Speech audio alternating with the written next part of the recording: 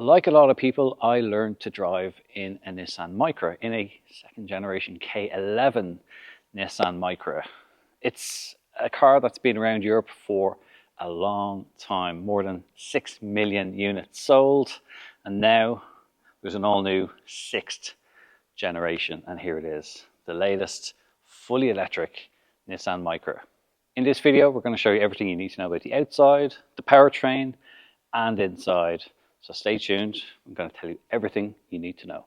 The design is, well, pretty recognizable really, partly because of these headlights, and you've got these large sort of circular rings here. They are a nod, Nissan say, to the K12 generation of Micra. I look at this and I do see a little bit of Fiat 500 in there too, but either way, I think it's going to be a car that you're easily going to recognize when you see it coming down the street. Of course, you've got the main LED headlights in the center here, big Nissan badge here as well, and I quite like how this bonnet is shaped, how it kind of slopes down here.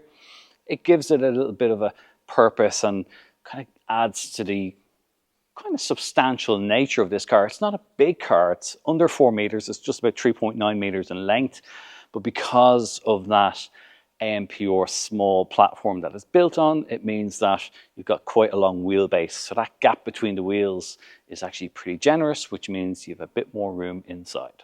Those headlights also tie into this feature line, goes through the front wing, along the driver's door, and stops just before the end of the passenger door on the back below where this integrated door handle is. Designers call this the Gelato Scoop. It's a bit of a nickname they have inside because it looks exactly like when you go and run your hot spoon through that scoop of gelato.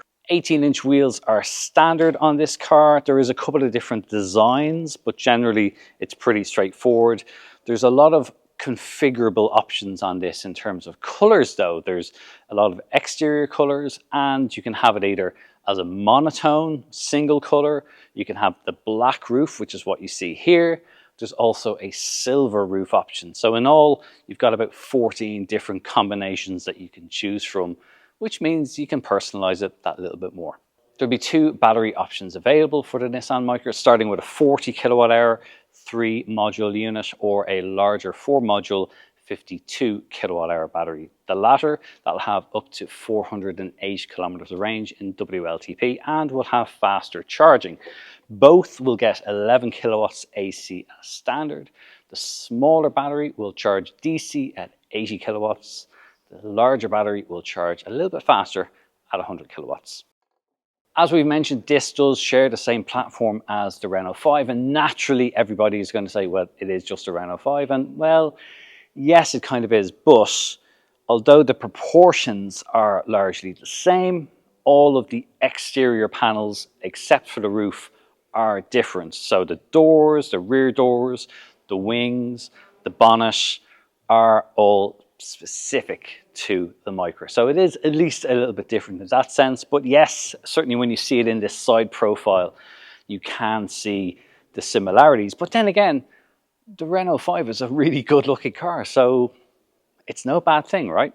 At the rear, it's every bit as distinctive as the front in terms of lighting. So you've got these ringed lights, which also incorporate your brake lights and your indicators, and it adds that kind of easily recognizable design.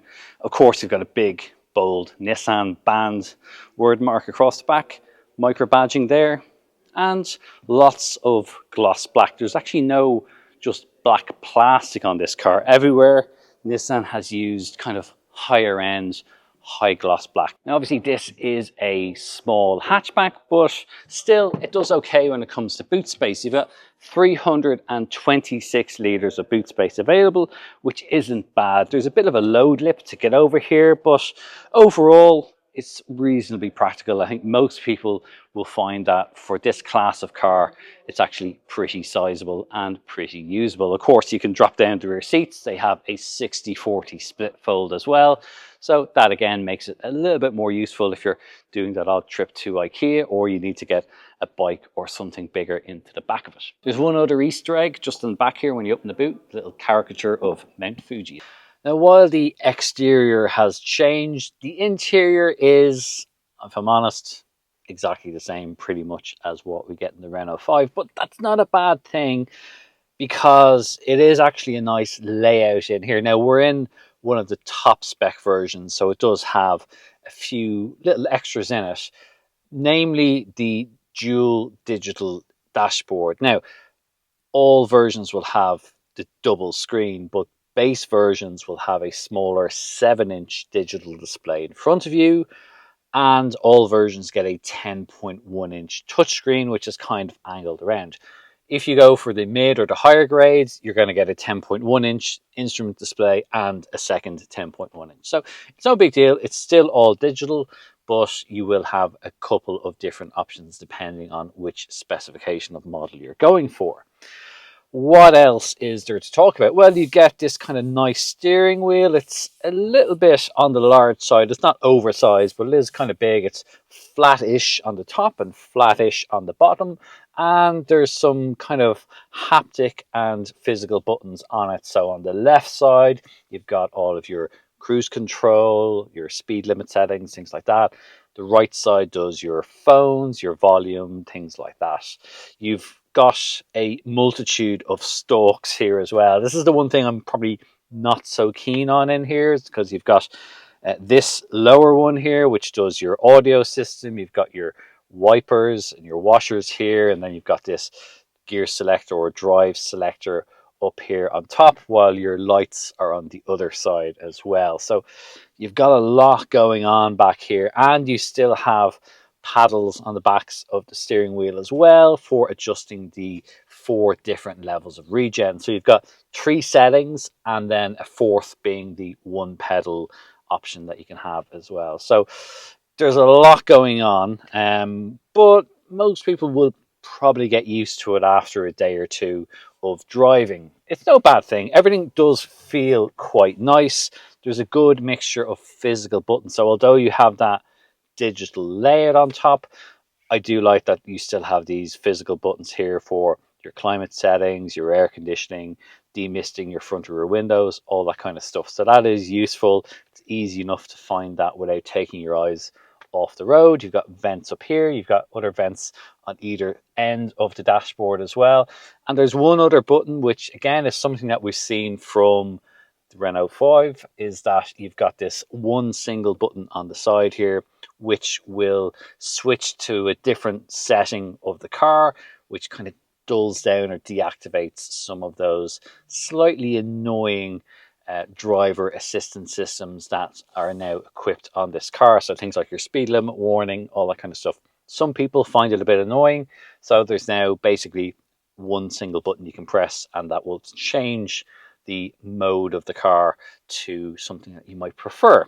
What else do you get in here? Well, there's kind of shallow door bins. There's not a lot you're going to get in there, and they're not lined with anything, so they're a little bit noisy if you're going to have anything rolling around in there. There's a bit of space here. You've got a wireless charging pad. You've got a small little area here, which is nicely rubberized, so your phone, at least when it goes on that charging pad, it's not going to slide around. You can put some extra little oddments here. There's also another little Mount Fuji icon as well. You've got a parking brake and electronic hold, which there actually isn't a park brake on the drive selector. Once you finish and you parked up, you just pull that up and it will do it all for you. You've got 2 USB-C ports, a 12-volt socket. There's more space here. You've got 2 cup holders. You've got another little space in there. Now, it's a pretty small aperture, but again, it's fine. You can put stuff in there out of the way. Most people will probably just prefer having a decent size armrest. And there's also a glove box in there. It's not the biggest in the world, but this isn't a massive car to begin with anyway. Other details which are a little bit different to the French equivalent of this car, well, you've still got this kind of flattish area up here, but some of the graphics and some of the materials that are used are different. It's probably a little bit bright in here to show you, but there is ambient lighting in here. You've got 4 different colors that are associated with the different drive modes, but there's a total of 48 colors that you can choose from. So that's pretty good too. And I quite like this squared headliner. It's got a bit of a padded quilted look to it. it's just a bit different than having a normal plain one. The seats, again, nice and supportive. There's a decent amount of adjustments, so you can go forward and back quite far. I quite like some of the materials that they're used. They actually look better in person than they do in some of the photographs. There are different color themes you can get, so if you have a look through, you'll probably see some of the different options that are available. And as well as the seat being adjustable, there's a good amount of manual adjustment there for the steering wheel as well. So finding a comfortable driving position is going to be pretty easy in here. Overall, visibility is pretty good out. It's not the best. You do have these relatively big A-pillars.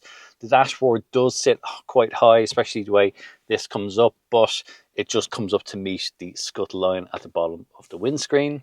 But other than that, there's no real complaints. It's nice in here. Ergonomically, it all works quite well. The layout of the digital display is good. You can change it a little bit.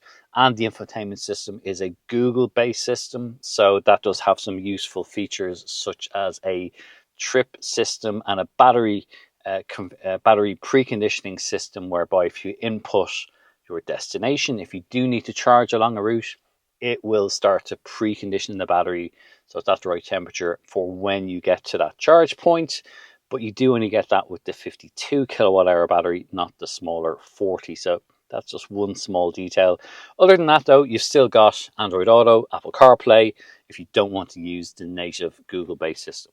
So that's a quick overview of what it's like in the front, but we want to show you what the back seats are like too. In the back, there's enough room, but not a huge amount of room, if I'm honest. Now, I'm of average height. I'm 5'9". I've got a little more than an inch to spare, so it's okay. This is a small car. You're probably not going to be doing especially long journeys in it. I've okay amounts of knee room. This driver's seat is set up for my normal driving position, and I can just about, it's a bit of a squeeze. I'd like a bit more room if I could get my feet in underneath the seat in front, but you don't have a particularly big center console protruding here. You also don't have any air vents, but again, that's pretty par for the course in this segment. The flat floor, well, that's pretty useful. This obviously being a fully electric car. And you do get 3 seats across here, but if I'm honest, this middle seat is really best for only short journeys. It's a lot narrower, the seat base is firmer, you're going to be sitting up a little bit higher as well, so it's not as comfortable as these 2 outer seats, but you know, that's again pretty standard for this type of car. You do get ISOFIX points in the 2 outer rear seats, so that'll be good news for parents of little ones. And there's practical features like pockets in the backs of the front seats, but you don't get anything in terms of like charge ports back here. There's also no door bins in here either, so if you've got a drinks bottle or anything like that, you're just going to have to put it into these seat pockets or hold on to it. But again, look, it's not too bad. For this type of car, most people are only going to be in the front seats. These are fine if you do need to bring people around for a short journey, but maybe a cross-country trip, you might want to stop and stretch the legs along the way.